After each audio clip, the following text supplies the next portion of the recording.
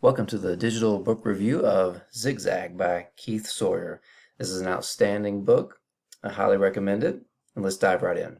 So, let's talk about one of the best quotes we can find right out of the gate from the beginning of the book here from Sawyer. No matter what kind of creativity I studied, the process was the same. Creativity did not descend like a bolt of lightning that lit up the world in a single brilliant flash. It came in tiny steps, bits of insight, and incremental changes. Zigs and zags. And that right there is the metaphor for the entire book, is this idea of the zigzag, non-linear path toward creative thinking.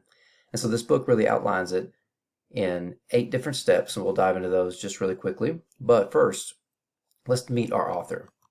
So, Keith Sawyer, out of the University of North Carolina Chapel Hill School of Education, is an absolute heavy hitter. If you take a look at his education, he started out as a computer programmer, computer science major at MIT, and design video games, and then decides, you know what, I'm going to become an expert in psychology.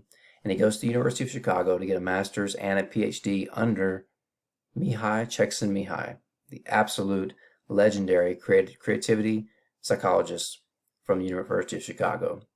So his credentials here for Sawyer are outstanding, and he's one of the most respected researchers in psychology and in education for creativity. So we know he's standing on the shoulders of giants, and Mihail Csikszentmihalyi here, for example, was his mentor and taught him how to play this game. You can see that Csikszentmihalyi has his own bestsellers based on his own landmark research on what is creativity, what do people who are creative do in their daily lives, what are their routines, and Keith Sawyer was there for every step of the way for a lot of this research. But Sawyer has moved on to be his own expert in his own right by editing books about creativity or writing brand new books about the creative classroom. You can see that his foreword there was by Tony Wagner, who's also someone into this idea of 21st century learning and creativity. So Sawyer has his own credentials to stand on now. And let's take a look at the big idea of his book, Zig Zag. We really have this sort of zigzag path that we're trying to follow, and he outlines the book in 8 steps. This is the first thing we must do to become creative thinkers is ask. We're always looking for good problems to tackle. We're problem finders. We're always curious. We can't be creative without being constantly curious. The next thing we do is we learn. We're always learning. We cannot get enough. We're ready and willing to learn from all angles, all peoples and places. Next, we must look. We're always observing. We're catching what the others miss. We are great detectives. We're noticing patterns, asking why, asking what if, asking, well, what is, but what could be? What could be? And inside the step of play is where we start to see the nascent form of what could be first take shape. It's rudimentary and ugly in prototype form, but that's where the what is to what could be starts to come to life. And through play, we do a lot of thinking. Our mind is tirelessly generating possibilities, as Sawyer says on page 6. So we want this huge volume of ideas. We want to think, create failure indices, these banks of failed ideas that you can reach into at all times. So Sawyer says that successful creativity is really a numbers game. When you have tons of ideas, some of them are sure to be great. What do we do next? We fuse. This is one of my favorite steps because we're trying to look for odd combinations. We're looking for unexpected combinations, as Sawyer calls it. So we're looking to find ways to make things that don't fit anyway. And in the 7th step, we look at choose. After casting the widest net possible, collecting mountains of ideas, we must become the master of choosing. We have to let ideas go because some of them, as Sawyer says, are great, but they're not ideal for our purposes at hand. And then finally, one of the hardest things to do is to follow through with your idea and actually make it real. This is the mousetrap myth, which is a link to David Burkus's book, The Myths of Creativity. If we could just get an idea, that'll be enough. In fact, actually, that's only the beginning.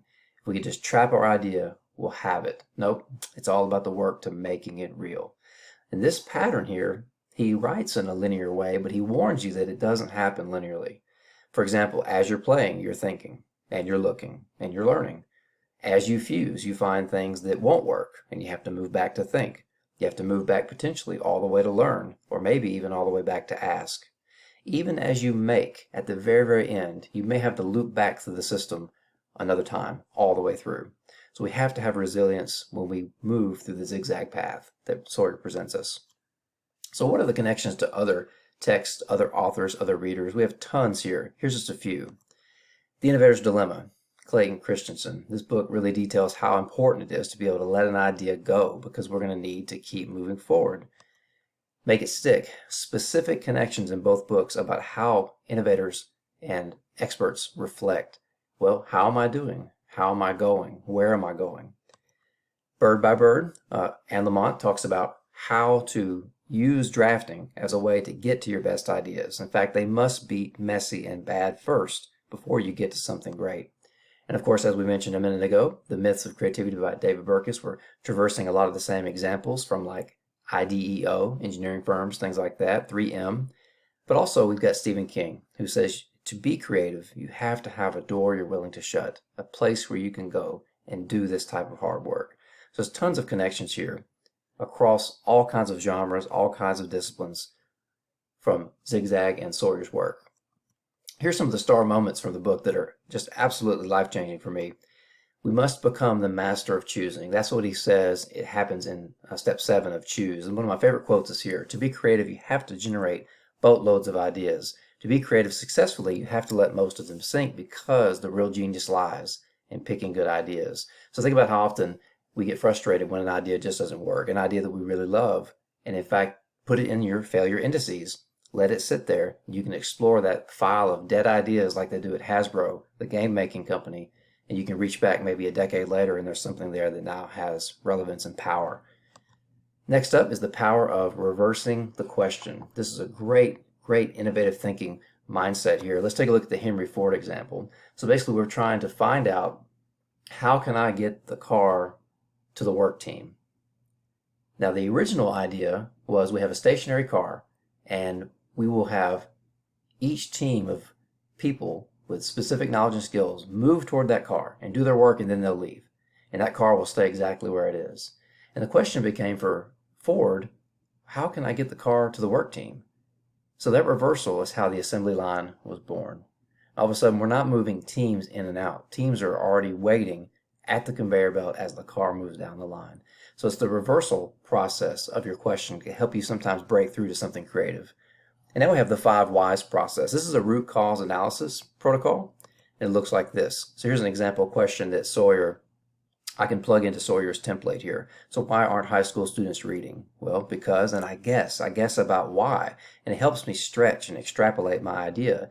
And you run it through these steps, and the 5th outgrowth becomes the formulation of your new question and potentially maybe an answer to that question. So the 5 whys protocol is good for systems thinking and creative thinking alike. So finally, our recommendations for future reading, teachers and leaders. I actually would not recommend this for most teachers. I'd recommend instead The Creative Classroom. It is far more pointed to teaching specifically, but Zig Zag is an outstanding book, a life-changing book. I think it would be great in excerpt form for teachers and leaders. But the teachers and leaders I'm working with, I really think would enjoy The Creative Classroom a little bit more because it is directly lined up to the classroom itself. So, Keith Sawyer, Zig Zag. Wonderful book, wonderful author. Thank you for listening.